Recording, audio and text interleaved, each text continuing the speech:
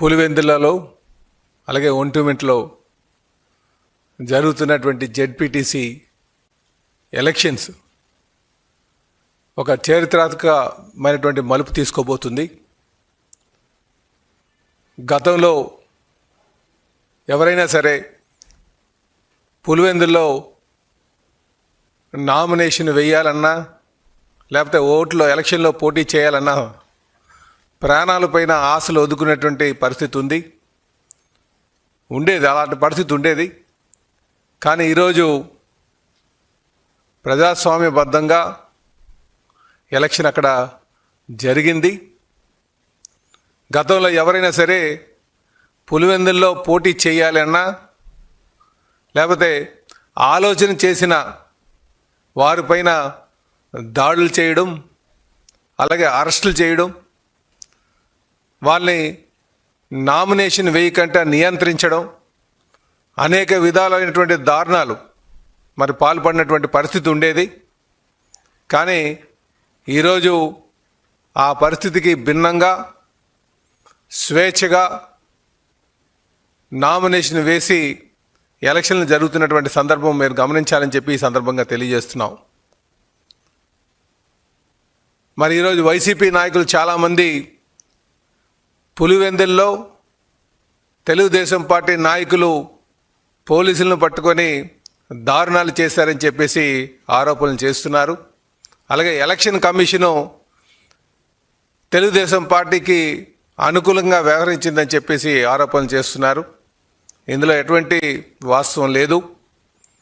ఎందుకంటే election commission సంబంధించి ఎవరైతే ఈరోజు స్టేట్ ఎలక్షన్ కమిషన్ ఉన్నారో వారు నీలం సహాని, వారైతే వైసీపీ గవర్నమెంట్లో వచ్చినటువంటి కమిషనర్ గారే, వారే ఈరోజు వరకు కూడా నడుపుతున్నారన్న సంగతి మీరు గమనించాలని చెప్పి తెలియజేస్తున్నా. కనుక తెలుగుదేశం పార్టీ కమిషనర్ని తీసుకొచ్చి పెట్టినటువంటి పరిస్థితి అక్కడ లేదు అన్నది చెప్పడం మా ఉద్దేశం అని చెప్పి తెలియజేస్తున్నాం. అలాగే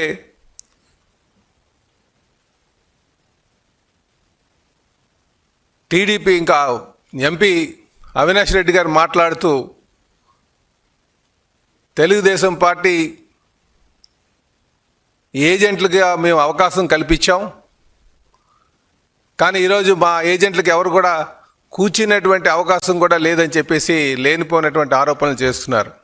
మేము ఒకటే తెలియజేస్తున్నాం, మీరు ప్రజలకు చెప్పాల్సింది గత 30 ఏళ్ళుగా మీరు ఏ రోజైనా సరే ప్రజాస్వామ్యబద్ధంగా ఎలక్షన్ నిర్వహించారా? ఏ రోజు కూడా అసలు ఎలక్షన్ అనేదే జరగలేదు. అన్నీ కూడా ఏకగ్రీవంగా చేసుకున్నటువంటి సందర్భం మీరు గమనించాలని చెప్పి తెలియజేస్తున్నా.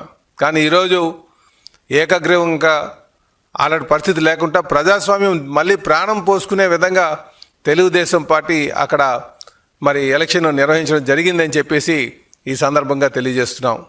అలాగే మేము తెలుగుదేశం పార్టీ అంటేనే ప్రజాస్వామ్య విలువలకి ఎప్పుడు కూడా మద్దతు ఇస్తూ ముందుకు వెళ్ళేటువంటి పార్టీ.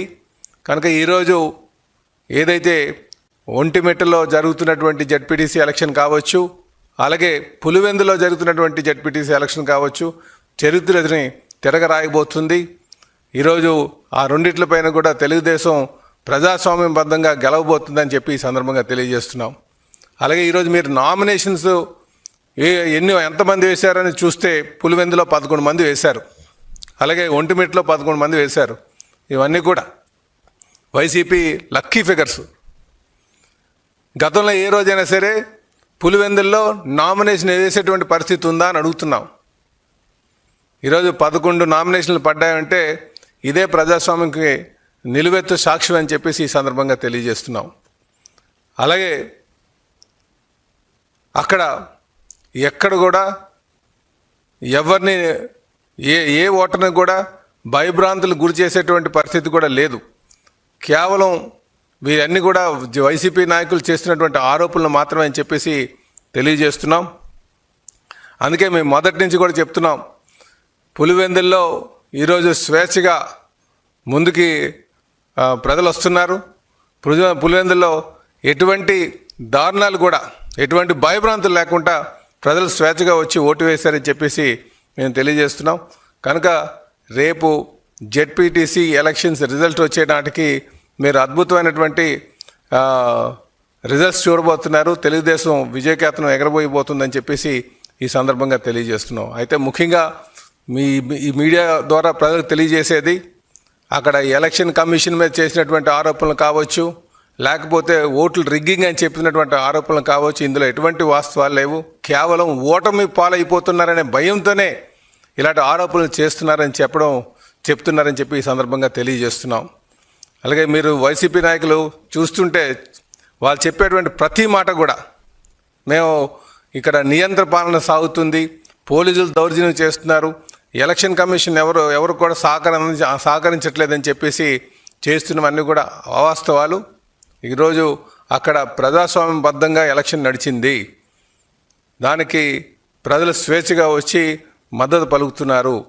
తెలుగుదేశం పార్టీ రేపు గెలవబోతుందని చెప్పేసి ఈ సందర్భంగా తెలియజేస్తున్నాం.